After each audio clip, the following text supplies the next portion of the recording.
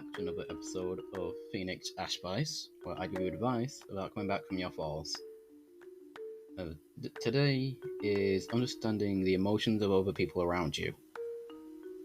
This can be fairly difficult to understand if you have not had experience in reading the room. This, however, for me seems easier because I've gotten used to it, so I will attempt to share my knowledge and give it to you so you are able to know what other people feel in moments where you're concerned for them.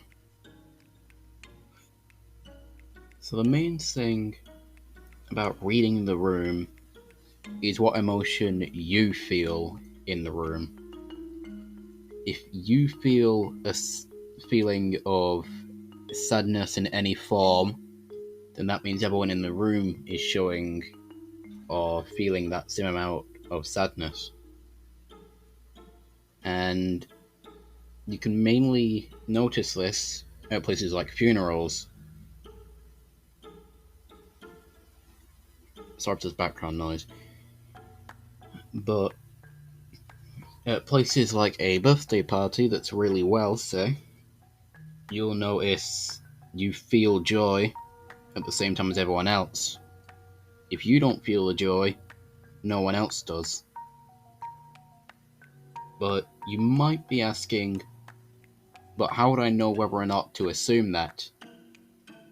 And it's actually because whatever your emotion is in the room, it is most likely that it is the same emotion around the entire area. Sometimes you can get a bit of a mix, some happy, some upset. Say, perhaps in a lesson in one of your educational facilities. You might notice that that's feeling a little off, or you might feel anger, sadness, but you'll notice other people are feeling joy. This is where it gets mainly confusing, but just focus on which one is the overall. In order to actually concentrate on other people's emotions, you need to first no longer care about your own. Have a selfless mindset for a while. I personally have been living with a selfless mindset, so I know how to do most of it, and it is fairly difficult to explain it in the way that I would live it. But it's kind of like if you bought a new video game and then your parents tell you that you have to have your sibling have a go, no matter what, and only they can have the first go at the game, and neither you can watch or go make food. It's basically that type of thing. Whatever their emotion is the emotion in the room. If the sibling is happy they play the game, that means that the parents are happy that you're letting them have a go. Even though you might feel anger, maybe even jealousy, or just being upset because you bought the game and you're gonna play it. But if you want to fit in, you want to do the emotion of those around you. To then have it as just one simple line where there's no emotional differentiations.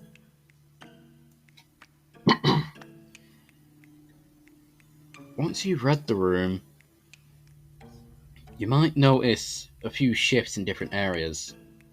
This is completely normal, because it is possible to have an emotional change while in the room. It could be a specific topic, or it could just be a type of board game that gets really annoying, like Monopoly, for example. No one really likes Monopoly. It gets too confusing, and everyone's always angry when you lie about rent, stuff like that. But what you want is what I do. If it is a negative emotion, try and see if you can bring it to a positive one. Either by an inside joke, anything comedic, or even suggesting something that everyone loves. For example, if your entire family loves watching a movie instead of a board game, suggest that, and the emotion should change to be positive.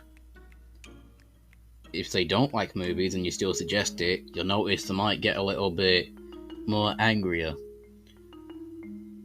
This is completely normal.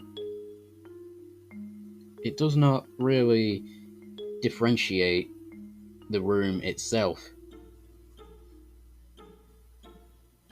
Now, this episode is going to be a lot shorter because I can't think of a lot because it's a bit complicated when talking about it from my end. So, we are going to end it at the 6 minute mark. I hope everyone has a good day. I apologise for it being shorter, but this means it's easier in most sections. Have a good day, night, an overall amazing week, and I'll see you on the next one, which should be season 2. I'll see you in there. Bye.